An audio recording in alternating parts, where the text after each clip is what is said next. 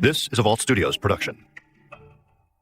I'm Spencer Brudig. I'm Will Johnson. I'm Jessica Knoll. This show contains graphic material and is meant for mature audiences. This week on True Crime Chronicles. I think there was the attitude that, well, she died in the fire. You know, that was kind of the attitude of investigators at that point, that she had died.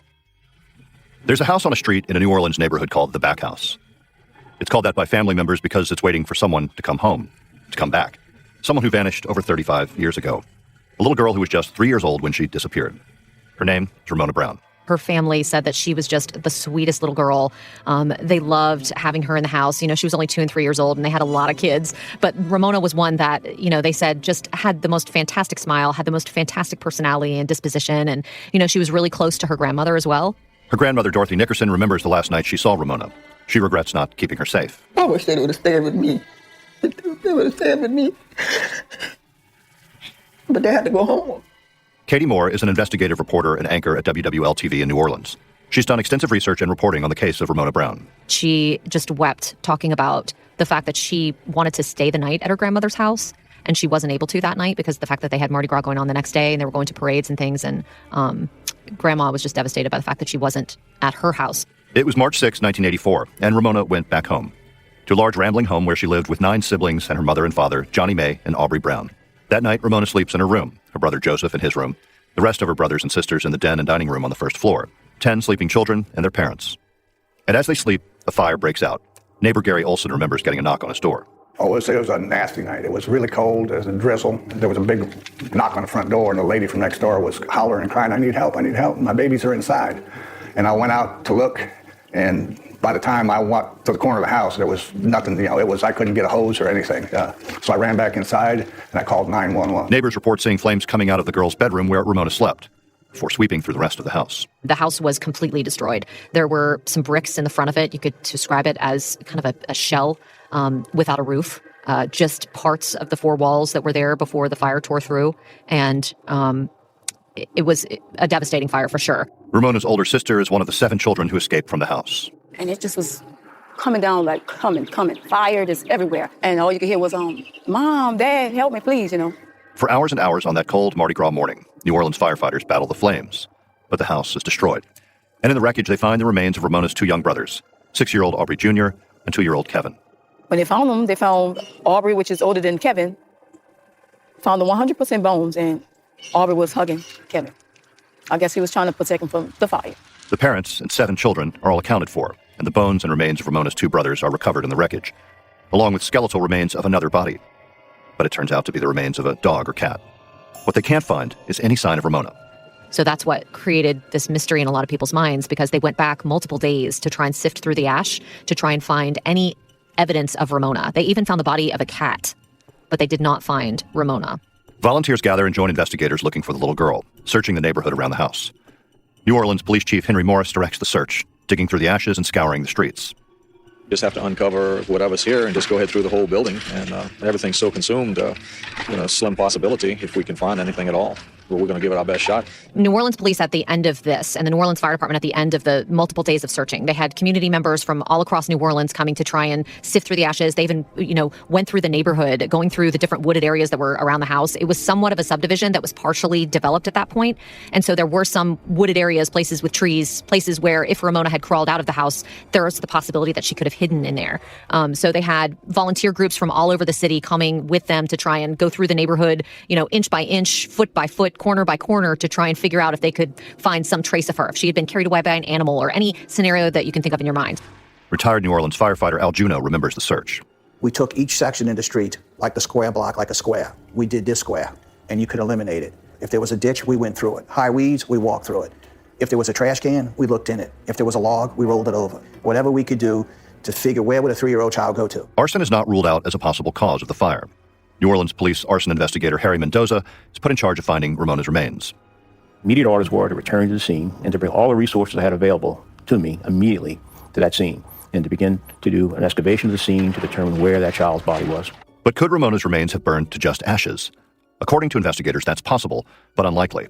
Brant Thompson is Louisiana's chief deputy state deputy fire marshal today. really inconceivable to think that in a house fire, all that existed of a human being, even a child between the ages of 3 and 4, would be completely consumed by that fire. There very likely would have been bone fragments left. It's like when you cremate someone's remains in a crematory. There's still bits and pieces of people's bones that are left, bone fragments and things that they should have been able to find, especially given that they thought they knew where Ramona was sleeping and all of that. From the experts that I talked to, and I talked to a bunch of them, it's highly unusual. It is possible that that could happen. It could have burned so hot to a temperature that, would have been normally unfathomable, but they said that was unlikely.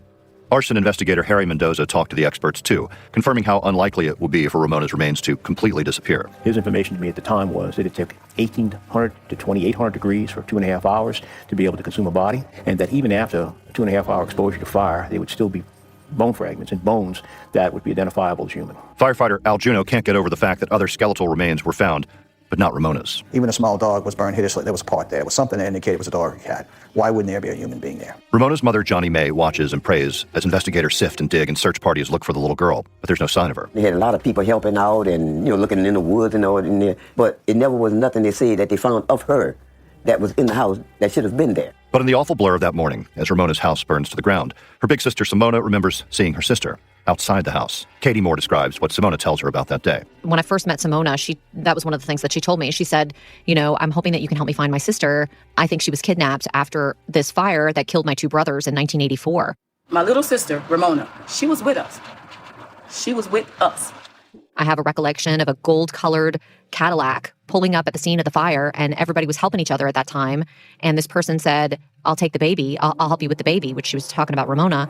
And Simona says she vividly recalls Ramona getting into the car. We all took a walk just to get some fresh air. A bronze Cadillac just pulled up. And, everybody was helping because that's what we do in this neighborhood. We help one another. Old black man, old white lady. They was like, oh, we'll watch it for y'all. So it was like, okay, cool. We thought it was just being helpful and friendly. So after that, we haven't seen my little sister since. Now, Simona is the only one of her sisters or brothers that recalls seeing any sign of Ramona after the fire. Nobody else saw any sign of her. But Simona has this vivid memory of this gold-colored Cadillac pulling up at the scene. But at the time, Simona didn't tell police about the car pulling up and her sister getting inside. If the family knew, the little girl's sighting didn't seem to register in the aftermath of the fire, with 2 children dead and another missing. Arson investigator Harry Mendoza. No one ever told me that they saw her after the fire. And to be completely candid with you, extraordinary things have happened. At the time, I might not, I don't recall ever thinking that she had survived that fire. But Ramona's mother, Johnny May, says her daughter Simona never let go of the memory, and her story never changed. When Simona got a little older, and I asked her again to be sure what she told me when she was small, when she was 7 years old, what happened, or did you really see what happened about the fire? She told me the same story. There's another strange twist to the disappearance of Ramona Brown. In the days after the house was destroyed and Ramona went missing, her grandmother gets a phone call. Somebody said, Mom. I said, who is this? Al. I said, Al, where you at? I didn't hear no more. She remembers getting a phone call from somebody who said, hey, Ma, it's Al. And Al was her nickname. And the only people who called her Al were members of the family. And so she thought maybe it was somebody pranking her at first. But then once she heard that nickname, she was like, oh my goodness, I think this is Ramona. And then she says the phone went dead after that. But again, the phone call isn't reported. Police never get the chance to follow up. But I never received any information about any information concerning a phone call or anything that would indicate that Ramona had survived or that she had been a victim of a foul play or a kidnapping or anything like that. The family at the time kind of had checked out on it. Like, they didn't really know what to do with that information. So I don't know that they necessarily took it as seriously as they would have. After they were done with all of that searching, basically the fire department said to the family, you can file a police report that's a missing persons report if you want. But in this situation, when you know that you have, or you think you have a fatality, normally the case would have been handed to the homicide unit and a homicide case would have been opened. Well, that didn't happen in this case. So basically, it just died with the end of the search. Ramona's brothers, Kevin and Aubrey Jr., are buried in a cemetery down the street from the home and where the blaze took place. A memorial was put in place for Ramona. But the impact on Ramona's family in the years after the fire was devastating, a loss that would be unimaginable to any parent. You talk to the family members, and when I talked to Johnny May Brown, who has since passed away of cancer, she said, I kind of lost it. I was so grief-stricken at the time that I had to get counseling, I had to get help. I sort of checked out because she lost 3 of her kids in one night. I just can't even imagine what it's like to have to deal with that. As Katie Moore started digging into Ramona's story a few years ago, she quickly realized getting information about the fire and the investigation would be tough. The records are incomplete because of Hurricane Katrina. So what I was able to get from New Orleans police is really the extent of what I was able to find. The New Orleans Fire Department report was flooded during Katrina. And so that was one of those records that we're never going to get to see again. But with the renewed spotlight on the case, family members found new energy and maybe even hope, especially Simona with her memory of that car taking Ramona away. One of the family members actually went down to NOPD once they said, you can still file a missing persons case. They went down to NOPD and actually filed a report. And so that reopened the case and enabled them to do things like take DNA and put it in the national database for missing and exploited children, just to see if maybe there was a chance that Ramona's might be in there and they might find a match. Unfortunately, that match has not yet been made, but her DNA is in the database, and that means a match could happen someday. Katie Moore spoke to Michelle Erkenbrack at Ancestry.com about how it works. So we sent 4 samples of DNA from the Brown family. Only one, Johnny Mae Brown's, was able to be tested. Unfortunately, it got no immediate family member hits. So where do we go from here? What happens now is going forward, as other people take the test, as more and more people hear about Ancestry DNA, our database is growing every day. And every new person that takes the test is compared to all 4 million other people that have taken the test. And those new matches are updated every day. How does Ancestry's science compare to law enforcement's? When we analyze someone's DNA, we're looking at 700,000 different markers in their genetic sequence, and we compare it to specific panels that tell us where in the world they came from, and then based on the amount of DNA that they share that overlaps, we know how closely they're related. So the process of analyzing DNA and kind of the science behind it is very similar, but our database is a consumer database. So if Ramona Brown is out there around age 36, she was raised by an interracial couple and she has questions and she puts her DNA into that database years down the line, we could still find a match between her and Johnny Mae Brown. Yeah. In addition to the DNA samples, Katie Moore also worked with experts to create an age progression of Ramona Brown, giving us an idea of what she might look like today. We had an age progression done by an expert using photos of the one photo that we had of Ramona and then a photo of the sister who everyone said she looked the most like. So we used a picture of Tansy Nickerson, her sister, and had an age progression done of what she might look like now. So if she didn't die in that fire, if that's the reason why her remains were never found, the family holds on to hope that she's still out there, somewhere. She would just have no idea, that she had this family that she never knew about who was so desperate to just see her, hold her, hug her, meet her again. It would be amazing for them to reunite. Katie Moore knows it's a long shot that Ramona Brown could still be alive. I go back and forth on it. One minute I think, she probably died in the fire and it's just a tragic, tragic thing. And then on the other hand, I think, well, maybe she is still out there somewhere. And that's what makes me continue to try and, get the word out about it. And I think the family is hopeful as well. The neighborhood where Ramona's family house burned to the ground has changed over the years. Empty lots have been filled with new homes and construction. Ramona's house was eventually rebuilt and given that designation of a back home, a place where someday Ramona could return. And to this day, people like Chief Deputy State Fire Marshal Brant Thompson, arson investigator Harry Mendoza, and retired firefighter Al Juno still question the lack of evidence in the case. I'm no medical doctor, but the bone matter becomes much more rigid and more dense, and we would expect to find larger bones. I just never could give an answer. I can't give an answer today. Where is Ramona? If I had to testify, I put my hand on the Bible, the child wasn't in the house. Hi, True Crime Chronicle listeners. I'm Will Johnson. I want to tell you about another podcast we're listening to. It's about Jimmy Hoffa. When you hear the name Jimmy Hoffa, you probably think of the former Teamster boss's iconic disappearance. But his story is much more than a murder mystery. It's a story about power, loyalty, and betrayal, organized labor, and organized crime. It's a story about how far people will go to get what they want. Once you start looking into Hoffa, you find yourself down a rabbit hole of dark tunnels. You look at the Teamsters Union, and you end up with Richard Nixon, Bobby Kennedy, and the JFK assassination. All of these roads lead us back to Hoffa's obsession with power. There was nothing he wouldn't do to have it and hold on to it. Once he lost everything, how far would he go to get it back? The 4th season of Shattered, all about Jimmy Hoffa, begins December 3rd. She had a life, and someone took that away. 31 years hunting for her mom's killer. And it's going to end with me getting the person that killed my mom. Hune Gray is closer than ever. So these are dangerous people. Extremely dangerous people. From the team that brought you Urge to Kill, I'm Ashley Korsland. Are you willing to go to war, so to speak? And this is The Yellow Car. I'm always ready for anything. Subscribe now. So, Will, were they ever able to rule out arson, or what was the cause of the fire? Yeah, so early on there was talk of arson as a possibility as it relates to the cause of the house fire back in 1984. Maybe a space heater that had malfunctioned and started the fire located in Ramona Brown's room. However, as Katie Moore mentions, the records related to this fire were destroyed in Hurricane Katrina, and we don't have a lot of details today about the investigation or what they learned at the time. other than what people remember. And Will, I keep going back to the bones that weren't or were found, right? So there were multiple human remains, a small animal, and they even found an even smaller animal, correct? Right. They found the two brothers huddled together tragically, the remains of those two brothers who died in the fire.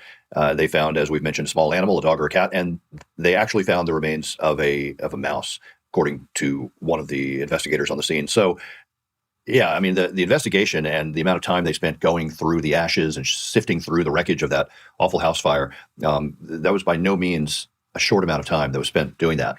You know, I go back and forth, like Katie Moore mentions on this story. It's possible her remains were missed, but they certainly searched a lot. You got to think that if they found something as minute as mouse bones, they were pretty thorough, it would seem. Yeah, exactly. And maybe, it's been suggested that the fire hoses, in fighting the fire, they blew away Ramona's remains, or they just didn't find them. But yeah, and then you hear the story from the sister about this elderly couple in a car and offering to give Ramona Brown a ride. It's all pretty mysterious. Yeah, but if she didn't die in the fire, then the alternative is that she is out in the world today, or she's being held by this mysterious couple. It's doesn't seem nearly as likely as her just dying in the fire. Well, yeah, I mean, that's an angle. Maybe not that she's being held by someone, but that she was taken by a couple at a young age, kidnapped, and has grown up not knowing the truth about herself, about who she is, what her name is, or where she came from. And she would be 39, maybe almost 40 now.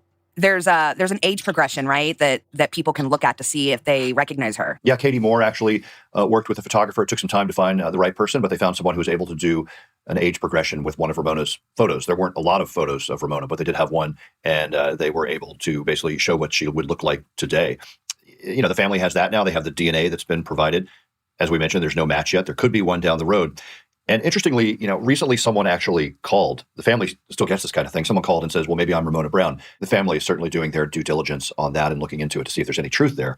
But it's just another level to the mystery. This is a story that's not super well known outside New Orleans. Katie Moore with WWL did her investigative series a few years back, and it got a good amount of attention around New Orleans. But outside of New Orleans, I don't know if it's really well known. We will keep our listeners updated if we hear anything about this. If there's any more news of Ramona Brown or a possible match with that DNA, we'll keep you posted. Thanks to Katie Moore at WWL New Orleans. And Jessica, where can people learn more about us? We are on social media, on Twitter, Facebook, and Instagram under Vault Studios and Inside the Crime Vault. And you can also join a group we have on Facebook called Inside the Crime Vault, where we discuss this and other cases. And we invite you to join that discussion and bring in some of your own cases you think we should look at. And we'll be back next week with a new case and a new story.